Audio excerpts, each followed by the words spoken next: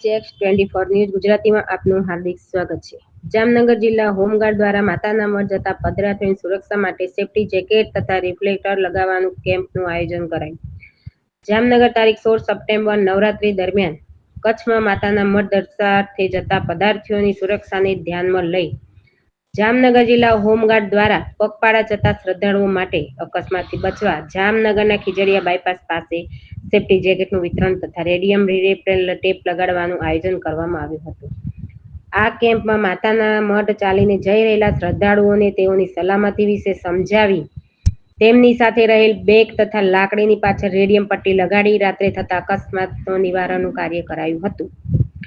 આ કેમ્પમાં જામનગર જિલ્લા હોમગાર્ડ કમાન્ડ શ્રી ગિરીશભાઈ સરવૈયા, પંચકોશીય ડિવિઝનના PIC Shaikh, route manager Rajkot Vadinath private લિમિટેડના Shri Tejal Bhindi, route officer Shri Kalpesh Shukla, route staff સહિતનાઓ હાજર રહ્યા હતા। AJX24 news Gujarati bureau reporter.